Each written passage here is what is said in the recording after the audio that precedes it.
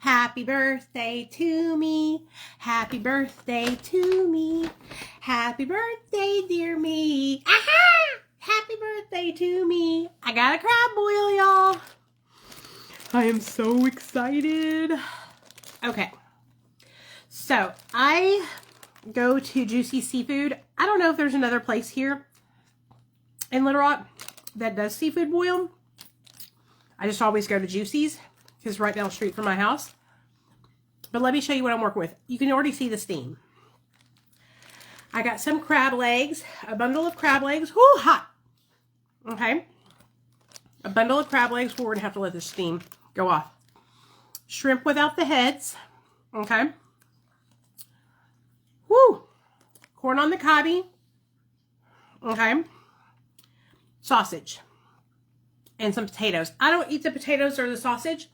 I just really eat the corn, the crab, and the shrimps. And I'm just going to tell y'all right now, I'm obsessed. Okay? I love seafood boil. I can eat seafood boil every day of the week, Monday through Friday, and never get tired of it. So, come on in, hang out with me, and watch me stuff my face with seafood boil. Hey, hey, hey, hey! Okay, this is my treat to myself for my birthday. Like I said, I've been on a weight loss journey. For those of you guys that don't know, I'm like 72 pounds or 71 pounds down. And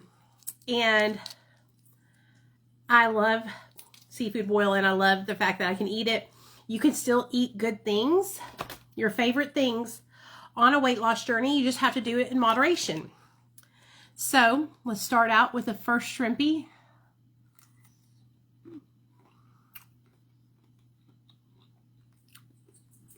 When I tell you it's so good every single time. I have my little setup in a bowl. Let me show y'all. Okay.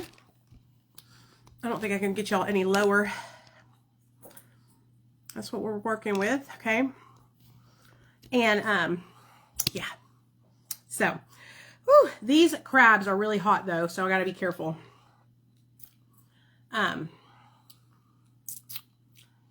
So, let's talk about the old Nicole's life, okay? So, for those of you guys that don't know, today's my 43rd birthday, and I will have 10 years sober in July. But before I got sober, I lived a very different life. Now, that's not because I wasn't brought up right. It's not because I didn't have a good family, because I had an amazing family. My mom and dad are still married to this day. Shout out Gina and Mark DeMeo. My mom is Mexican. My dad is Italian. And they actually met in the Air Force, in Jacksonville Air Force Base. Look at that piece of crab. Wow, that's a big ass piece of crab. And I got it in shake sauce, which is all the sauces together.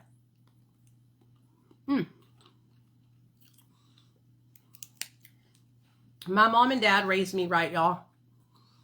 I wasn't abused as a child.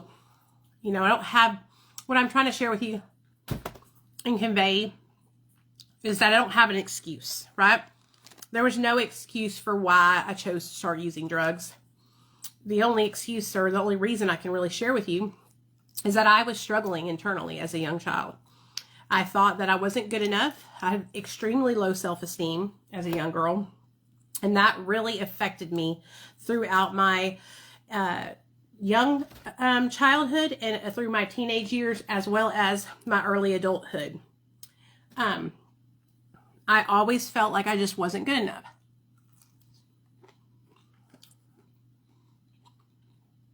I'm the oldest of 3 girls. I have 2 little sisters, Michelle and Christine. Shout out Michelle and Christine DeMeo.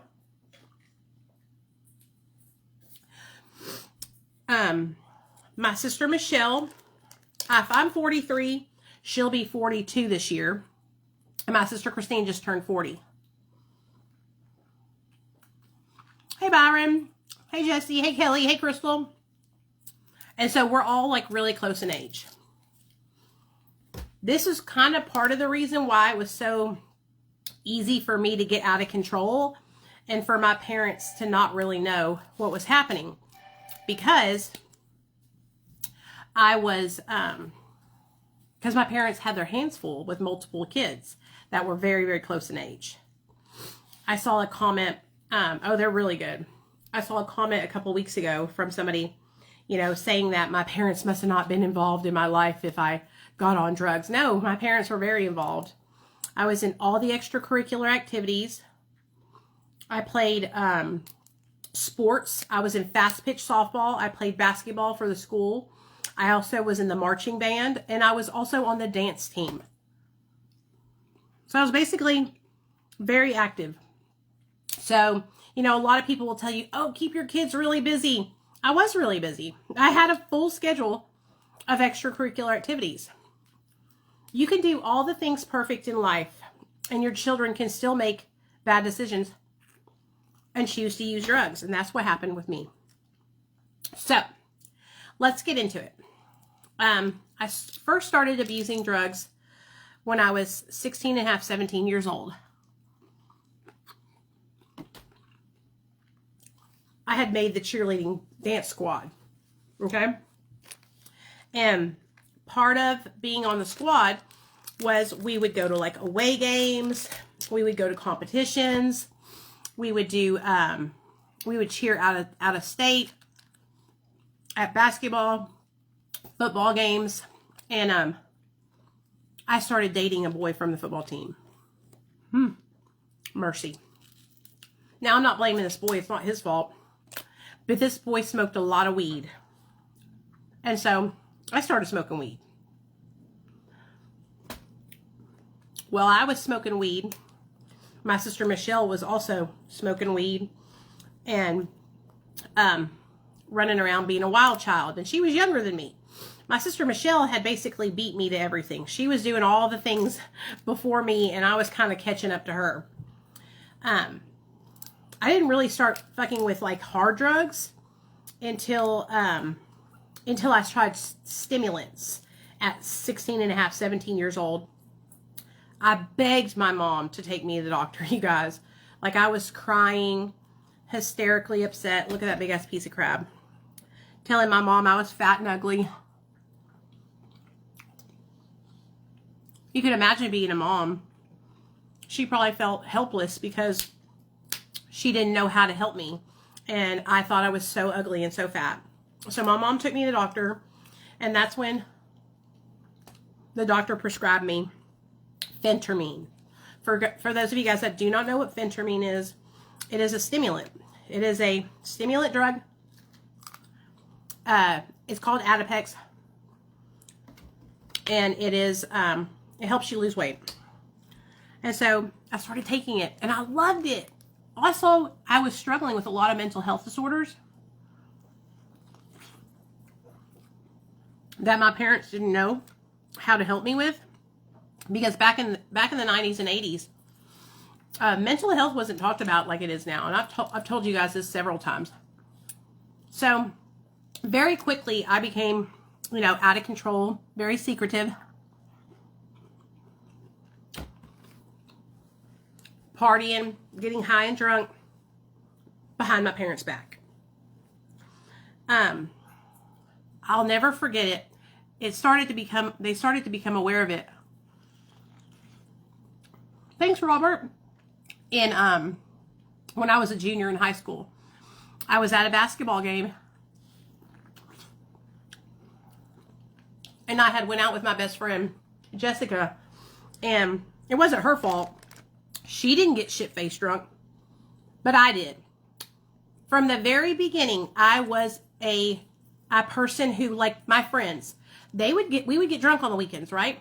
They would drink a little bit. Not me, not Nicole. I would drink until I was passed the fuck out. I would drink until I was falling over. All my friends, they wouldn't do that. They were normal. I wasn't normal. I was out of control. So we went to this basketball game, and I got really drunk before the basketball game on Seagram 7 and 7-Up.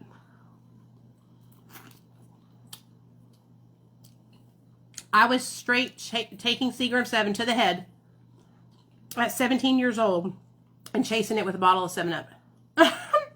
Y'all, when I tell y'all, we got to the basketball game and I was shitty drunk trying to fucking cheer in front of everybody at the school. And they caught me. They caught me. And I thought for sure that the principal would just call my parents and have them come get me. Nope. Not Mr. Brooks. Mr. Brooks said, I'm going to make an example out of you. And he called the law on me. So at 17 years old, the law came and picked me up from this basketball game and took me in and put me in the drunk tank and called my parents. And I got a public intoxication charge on my record at 17 years old. I will never forget it. My mom and dad were mortified. They were so upset. They were so worried about me because they were like, what is going on? Because up until this point, I don't think they really realized that I was having problems like that. So they came and picked me up. They bailed me out of jail, basically. Look at that big ass piece of crab, y'all. And that is when my mom and dad became aware that I was struggling with addiction. I told them in the car that night that I have been using meth, smoking weed a lot, and drinking alcohol all the time. I remember my mom, she cried because she didn't know what to do. And I was too young. I wasn't even 18 to really go into rehab. You know what I mean? So, I promised my mom and dad I would stop. That it wasn't really that big of a deal. And then I tried to start sobering up, right? Or at least act like I was sobering up. I wasn't sobering up. I was leaving the house, not coming home, staying gone for like 2 or 3 days in a row. My poor parents, y'all. They were so worried. These crabs are so freaking good, y'all. They tried everything to do to help me. My dad tried grounding me. They tried setting boundaries. They tried threatening to call the law on me. They tried a bunch of different tactics that it just got worse and worse. My drug use got more secretive, but got heavier and heavier. And I hid from my parents, you know, what I was doing by not coming home and stuff. And then I graduated. I graduated high school with barely. I passed with like all D's. I'll never forget it. My grandmother flew all the way down from New York to see me walk across the stage.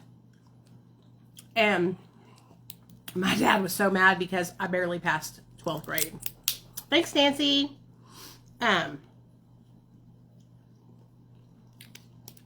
There was no like, oh, let's pick out colleges. Like, I barely passed high school. I ended up going to a little community college here in Hot Springs called Garland County. And I was there for like a year and failed out. I did not care about school. Once I started doing drugs, I didn't care about school or anything. I just wanted to get high. So that's what I did. I ended up getting a job and working full time. Like I told you guys, I always worked in upper management. I got a job working for JCPenney, doing makeovers and doing people's makeup. I loved that job. But I ended up losing the job because I was stealing to fuel my meth habit. My meth dealer would come in, meth cook, and I was giving him free clothes. And I got busted.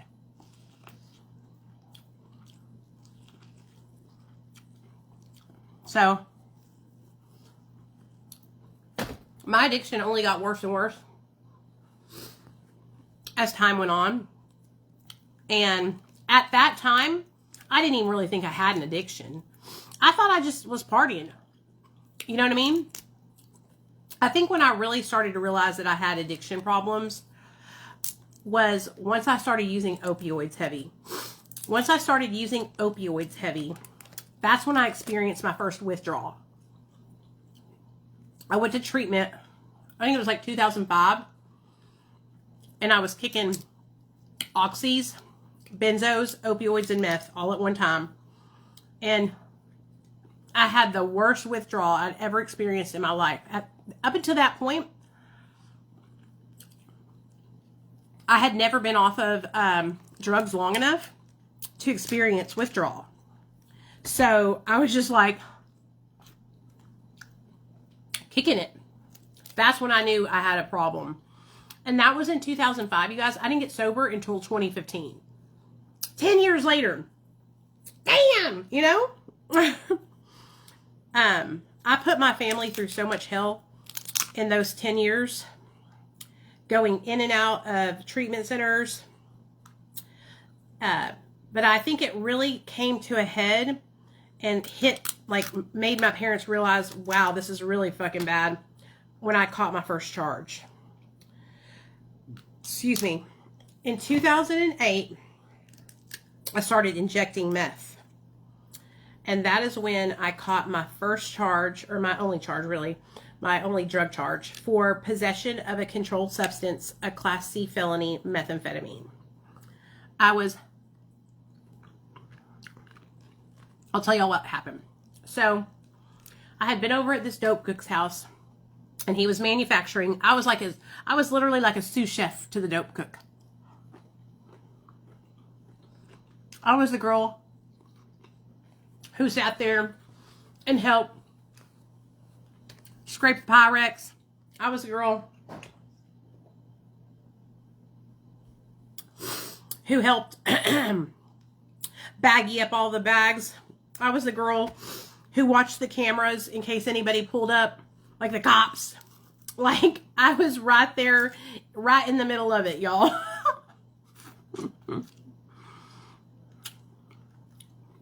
When I think back to it, I'm sorry I'm smacking y'all, I'm just eating regular. When I think back to it, if I was in a situation like that today, I would have been scared for my life. I would have been worried that I would get caught, that the cops were going to show up. There's no way my heart could take it nowadays. But back then, I didn't give a fuck. Okay? I was in it, and I was right there. Well, and you know what not giving a fuck got me? Got me put into prison. Oh, look at this claw meat, y'all. Fuck yeah. So, anyways, we were manufacturing a big old batch. And, he had sent me and this guy Quincy out with a bunch of dope. And we were selling it to people, making money. Well, we went to these people's house to sell them some dope. And we ended up getting kind of hemmed up there. You know, like, we got high and got kind of sidetracked. So we were all getting high in the house together.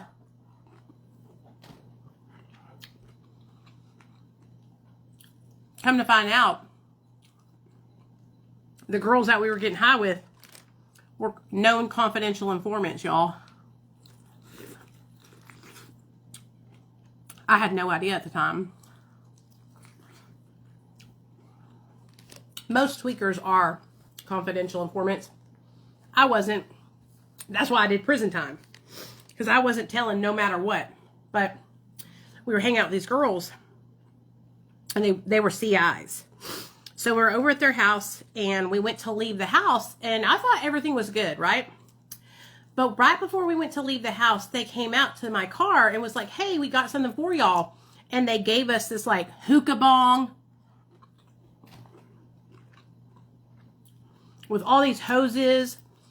Just a bunch of paraphernalia. And at the time, the way they framed it was like they were giving this stuff to Quincy, right? And we ended up putting it in my car. Huh. Well, We drove down the road, and the blue lights lit up behind us.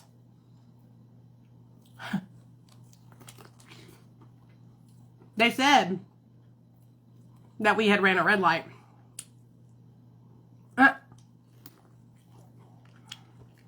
Or a stop sign. Baby, they was waiting on us. So they searched my car. They found that hookah bong in the trunk, a marijuana pipe in the console, a bag of meth on him in his sock, and then a syringe that had residue in it in my purse. And that is what I did prison time behind. A syringe with fucking residue.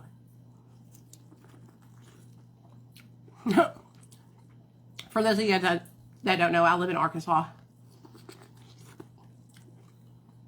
Where they will fuck you right in the ass for drug charges like that. There was residue. It was residue. And I got charged with possession. I was so high when they got us. They asked me, Nicole, where'd you get the syringe from? I said, I got it from underneath a tree. A midget gave it to me. That's how high I was. Y'all, I was so crazy. Oh, really, Kelly? Wow, that sucks. You were clean? Man. So they took us in, and I'll never forget it. The one thing that Quincy did do was he didn't let me sit in jail. He didn't leave me there, y'all. He bailed me out. So he gave me his phone, and when we were in the lobby of the jail, they didn't even dress me out. I got to call all of our friends. I called every single person that we knew in the drug game, and this guy decided to put up his Harley to get us out. Hell yeah. So about an hour later, we were out. Thank God. I smashed this fucking food. I told y'all I love me a seafood boil. I told y'all I'm not one of them people that's good at filming and eater. I'm just eating it with y'all. But I'm done. Whew, that was fucking good. They got us out, and like I said, it was like an hour later. Y'all, we was high in 30 minutes from leaving the damn jailhouse. I called my parents from jail. I don't even know why I did it. And I was like, will y'all come get me? I'm in jail. And they were like, nope. We ain't coming to get you. My parents had had enough. And that was in 2008, y'all. I still hadn't gotten sober yet. I still wouldn't get sober until 2015. So, after I caught that charge ended up fucking me because I ended up getting placed on probation. I'm looking for any more shrimps. Nope, I ate them all. I don't eat the potatoes and stuff. It's just too much carbs, you know? Good, I'm done. That was really good. Woo, my belly is full, y'all. Sorry. Damn, I smashed that. How long have we been on this damn live? Hold on a second. Damn, I'm embarrassed, y'all. Can y'all see can y'all see the fatty? The fatty is still within me. The fatty still resides within me. Oh, that was so good. Oh my gosh, my nose is running. So, anyways, back to the story. So they got me out. And I got put on probation. Y'all, I was put on probation for 3 years. It was either 3 years probation or 6 years prison or drug court. And there was no way I was doing drug court. I already knew about that. I knew that was a trick. And so I chose the 3 years probation. Well, when you're not ready to get sober, probation is not a good idea. I really thought in my little old mind that I could just stop using drugs. I'm telling y'all, I was crazy as hell. And they placed me on probation, and I ended up, oh gosh, I passed the first drug test, and then after that, I failed every single drug test after that. Every single one, without fail. The probation officer, she was so tired of my ass. She had enough of me. I bought these jeans. Don't ask me why I keep doing this, y'all. I keep buying my pants my old size, and I buy them secondhand. I don't pay I don't pay brand new prices for clothes. Not worth it to me. I get my jeans and stuff from Poshmark, but anyway, I don't know why I thought I could just stop using drugs. So anyways, I tried to do the probation thing, and I, like I said, failed miserably. And I was revoked on my probation almost exactly a year later. She revocated me, and she first gave me the opportunity to go to treatment. So I went to rehab first. I did 30 days in rehab, and then I came out of treatment and relapsed almost immediately after that. And that's when they sent me back to prison. They sent me to prison, not back. They sent me to prison. A lot of people like clown me because I went to a non-violent offenders prison. I mean, I wasn't a violent offender. It was my first offense. I went to what you would call like a boot camp. But it was still prison. You're still locked up. You still can't do whatever you want to do. Your freedom, you don't have your freedom, period. You know what I'm saying?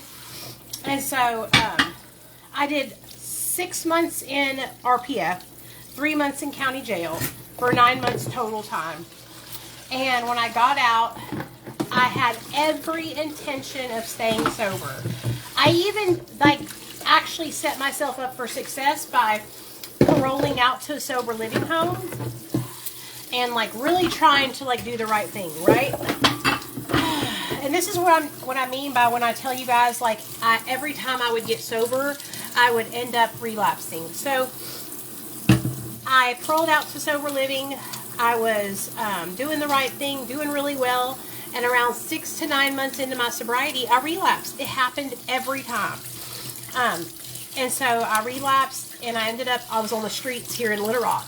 I moved in with my girlfriend, Brittany, and I started paying her rent because I was working for Kroger at the time as a assistant deli manager. And I was making really good money too. When I tell you guys all the money I made, all the money I freaking made working that I spent on fucking drugs, dude. When I tell y'all, y'all hear how much money I'm making now doing what I do now and how much I'm saving and how proud I am of myself. I was making money like that when I was in my active addiction, working my motherfucking ass off. And I ended up throwing it all away on drugs. All of it. So much money wasted. Sorry, I'm putting a load of laundry to wash. Sometimes I wish I could turn back the hands of time and go back and get that fucking money, man. And use my brain and not do fucking drugs. But then I wouldn't have, I feel like, in life, God, blesses us, and with experiences. And my blessing of my experience is that I've been through addiction. And now I can come back and let people know that have been there too, that they can escape it. And so that's what I feel like I'm doing now, is sharing with you guys that you can get your life back after addiction, and you don't have to be chained to that life and think that you can never succeed, that you can actually have an amazing life in sobriety. And that's what I feel like is happening for me now, is that I have an amazing life. But anyways, I was working for Kroger. I was doing really well, and I relapsed. Once I relapse, when I'm working a job, it's only a matter of time before the whole motherfucking job knows, you know what I mean? Because I come into my job high. I'm not one of those people that can control my use and not use drugs at work. Not me. I'm not one of those people that waits until after work to get high. Honey, if I'm working full time, I'm high on the job. If I'm working, I'm tweaking, eating Xanaxes or knotted out, okay? And so it wasn't probably a month or two after I relapsed that everybody at Kroger knew that I was getting high. The beautiful thing about Kroger, though, was that they were really supportive of me, and they really loved me. And so they actually helped me get into treatment when I finally got honest with them and told them I was struggling. They helped me with FMLA, and I went into rehab, and of course I relapsed not even 30 days after I got out. Like, it just was a repeated cycle for me over and over and over again. Relapse, get sober, relapse, get sober, relapse, get sober. I finally got sober when I met, after I met my husband. I met Neil in 2012, and we got sober together in 2015 when we had our son July 4th, 2014, and then we got sober July 13th of 2015. So a little over a year later, after we had our son, we got sober. And I wish I could have got sober before I had my son. That's one of my greatest regrets. It is my greatest regret. My greatest regret in life is that I used drugs while I was pregnant with my son. I tried to quit. Yeah, and I was a failure. I failed. I would get sober for like a month or so, and then I would relapse. You know, you're pregnant for about 9-10 months, right? And I would sober up for a good 20 to 30 days. And then all it took was like one thing happening in my life, and it would set me back, and I would relapse back onto drugs. I also made a lot of excuses. The one thing I was able to do was I was able to stop using opioids and benzos while I was pregnant. The only drug that I used while I was pregnant was methamphetamine. It's not any better. But in my distorted reality of drug addiction, I thought it was better. I thought it was better because I thought that because I wasn't using opioids and benzos that my son wouldn't become dependent. And that's how I justified my drug use in my mind while I was pregnant.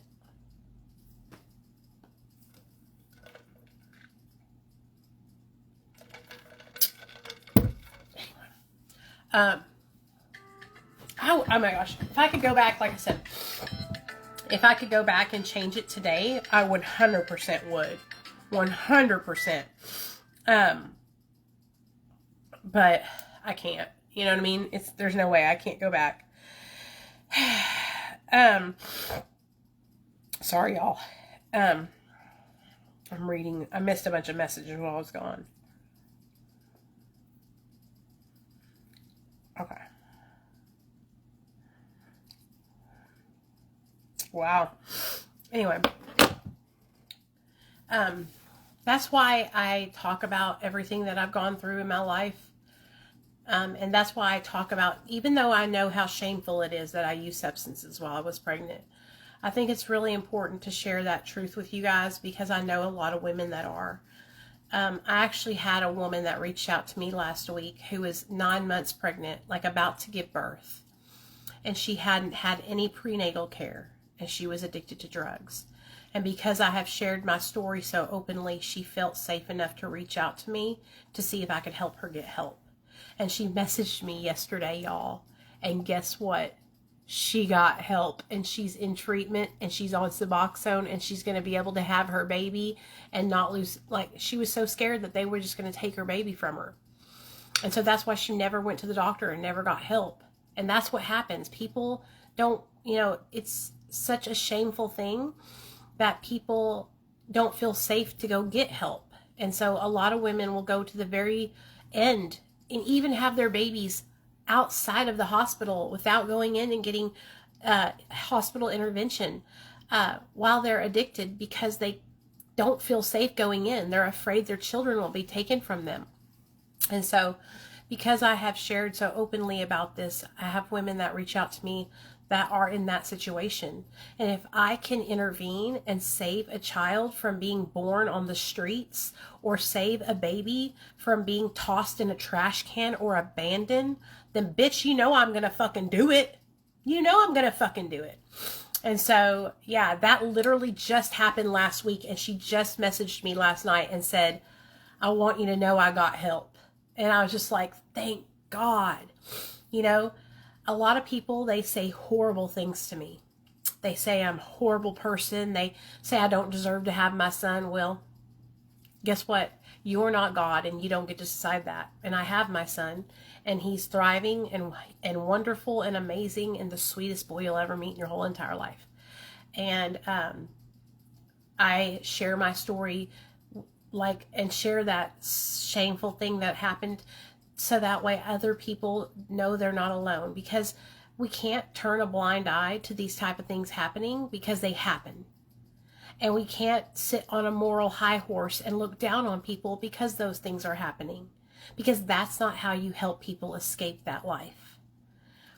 So Nate got taken away from me because my best friend called CPS on me. And after she called CPS on me, and after he got taken away, the day he got taken away, I put myself into treatment. There was no questions asked. I didn't even think twice about it, honey. I was like, oh, you're taking my son away? Sign me up. I'm in. Let's go. Detox? Okay, here we go. I got high one last time, and I was in there like Flint, okay? In there like swimwear. I was in detox for 5 days. They were going to let me leave on Sunday. I'll never forget it. I ran to the lady that worked at the front desk, April, and I was like, you can't let me leave here. It's a Sunday. I need to stay till Monday so I can go directly from here, directly into the inpatient program that I have lined out. And so they let me stay an extra day. They let me stay an extra day for free in detox, so that way I could go directly from detox into residential. But long story short, because now I'm tired that I just smashed a whole fucking seafood boil. Me and my husband got on the medication-assisted treatment program. We both got into therapy, and we both started working full-time jobs, and we fought for custody of our son, and we got custody back of our son within 10 months. And the rest is history. The rest we have been doing and working our asses off ever since. And now what I do is I try to share, like I said, I try to share what I've gone through to help other people, so that way they don't feel so alone. And it also helps me stay sober by sharing with you guys. I have extreme amounts of gratitude this year, this birthday. I feel so grateful to have my family. I feel so grateful to have all of you guys here on my Facebook. I feel so grateful that I have my son in my life, and that he loves me and doesn't even remember. He has had no recollection of ever being away from me. You know, I have a really good life today, and it's all because I turned my life around. It's because I got help. So if you're somebody that's struggling and you've been thinking about getting help, or you're afraid to get help, just do it. Stop wasting your time. Okay, you're not going to change on your own. All right, it's really fucking hard to do it on your own at home. It's almost impossible, especially if you're kicking opioids, benzos, or alcohol. You need to go into treatment, period, point blank, okay? You need to get help. Therapy, whatever the treatment is. It can be therapy. It doesn't have to be inpatient. It can just be detox and therapy.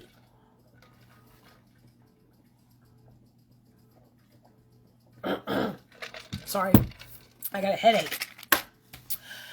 It could just be detox and therapy. Whatever you need to do. I almost choked on that damn fucking... you need to do it. Okay? Especially if you have kids.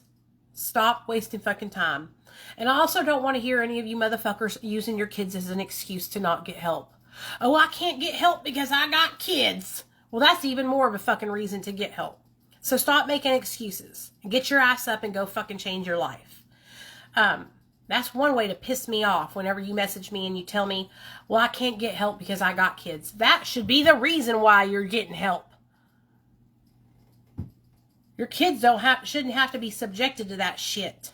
And I'm telling you, I did it. I know. My son got taken from me because of it. Do you want that to happen to you? You don't want that shit to happen to you. It's the worst. Having the system in your life Get help now while that shit's not going on. Have your family members take your kids. Sign over guardianship of your kids to your parents, their grandparents, whoever, where they can be safe, and you go get the help you need. Okay? You got to make a change. And it's not going to be just by, like I'm telling you guys, I've been helping people for so many years online, and I know